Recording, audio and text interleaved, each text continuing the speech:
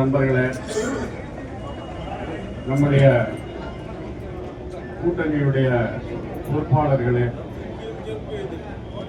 இந்த தேர்தலிலே வேட்பாளராக இருக்கக்கூடிய தம்பி சத்யா அவர்களே,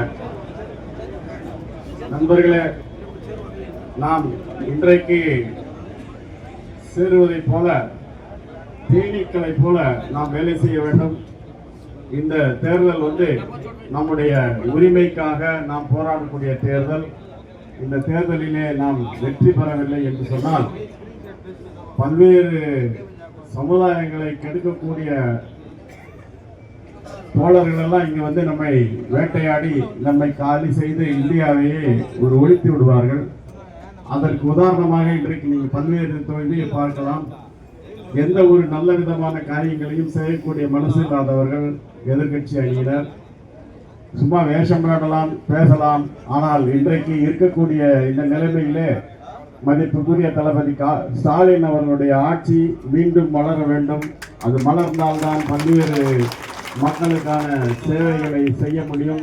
மக்களை காப்பாற்றுவதற்காக நாம் இந்த கூட்டணியிலே தோழர் சத்யா அவர்களுக்கு வாக்களித்து நல்ல முறையிலே நாம் பெருவாரியான வாக்குகளை பெற்று அவருக்கு கொடுத்து நாம் இந்த தேர்தல் நிதியிலே பெற்று நாம் நம்முடைய தளபதி அவர்கள் கையிலே கொடுக்க வேண்டும். இந்த மாவட்டத்தில் இருக்கக்கூடிய அத்தனை தொகுதியிலிருந்து நாம் வெற்றி பெற்று நம்முடைய கூட்டணி இங்கு பலமாக இருக்கிறது என்பதை நாம் நிரூபிக்க வேண்டும். பல்வேறு திட்டங்களை இந்த அரசு நமக்கு கொடுத்திருக்கிறது. அதற்கு நன்றி கடனாக நம்முடைய தம்பி சத்யா அவர்களை நீங்கள் உதயசூரியன் சின்னத்திலே வாக்களித்து வெற்றி பெற செய்யுமாறு அன்புடன் தாழ்மையுடன் கேட்டுக்கொள்கிறேன். நன்றி, வணக்கம்.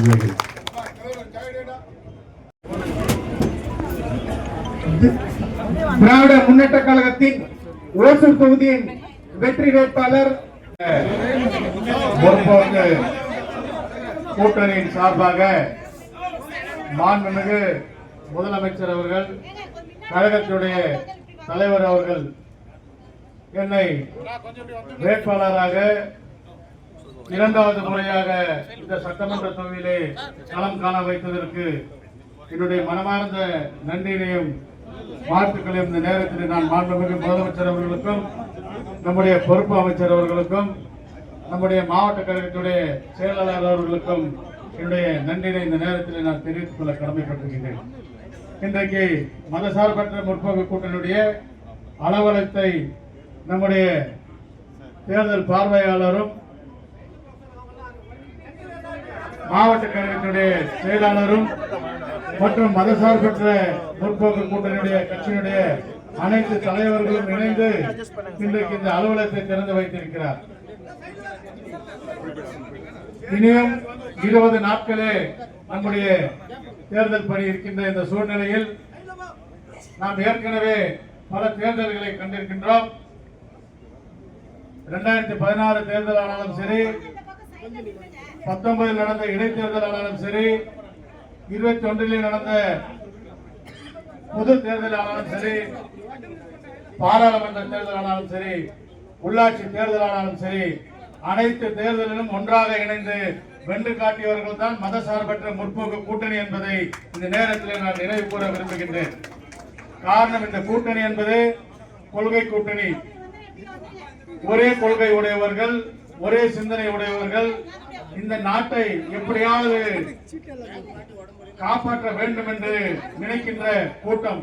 இந்த கூட்டத்தை எந்த குள்ளநெறியாலும் வென்றுவிட முடியாது என்பதை இந்த நேரத்தில் நான் சொல்லிக்கொள்ள கடமைப்பட்டிருக்கிறேன். பல்வேறு ரூபங்களிலே, பல்வேறு வடிவங்களிலே தமிழகத்திலே நுழைய வேண்டும் என்று கங்கணம் கட்டி அவர்கள் செயல்பட்டு வந்து கொண்டிருக்கின்றார்கள். தனியா வந்து பார்த்தாங்க, வேறொரு முகத்தோடு வந்து பார்த்தாங்க. இன்றைக்கு அதிமுக என்ற முகத்தோடு இன்றைக்கு தேர்தலை சந்திப்பது அதிமுக இல்ல, பாரதிய ஜனதா என்பதை நாம் முதல்ல புரிஞ்சுக்கணும்.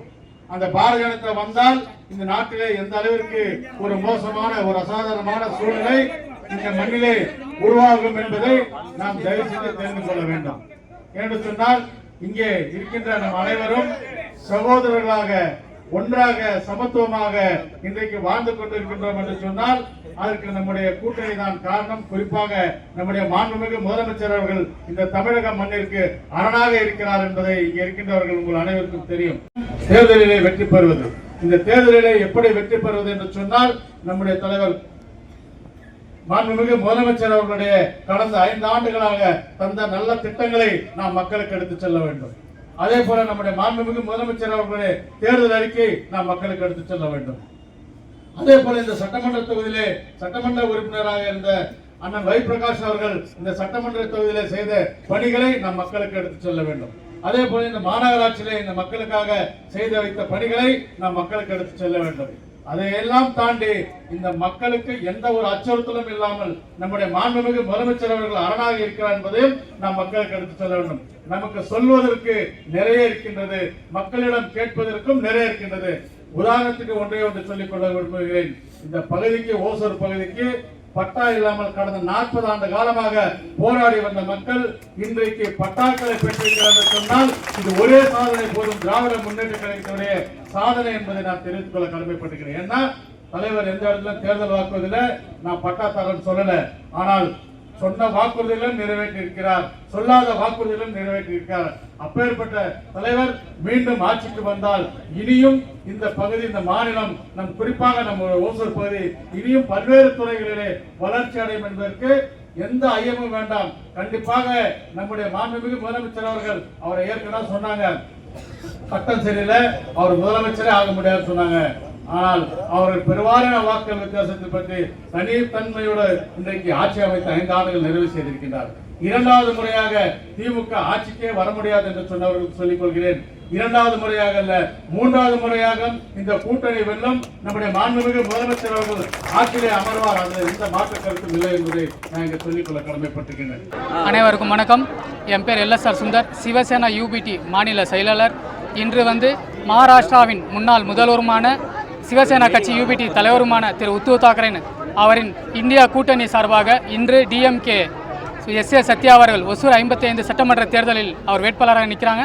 அதுக்காக சிவசேனா UBT சார்பாக எங்கள் ஆதரவு அவங்களுக்கு கொடுத்து பெருவான வாக்குகள் வித்தியாசத்தில் அவர் வெற்றி பெற செய்வோம் என்று இந்த தருணத்தில் நான் தெரிவித்துக் கொள்கிறேன். கண்டிப்பாக பிரச்சாரத்தில் எல்லாத்தையும் கலந்துக்குவோம். எங்களால் முடிஞ்ச அளவு இன்றைக்கி நாங்கள் ஒரு 300 பேர் இங்கே தலைவரை சந்திச்சிருக்கோம். இதுக்கு மேலேயும் நாங்கள் வீடு வீடாக பிரச்சாரத்துக்கு போய் அவங்கள மிகப்பெரிய வாக்குகள் வித்தியாசத்தில் வெற்றி பெற செய்வோம்.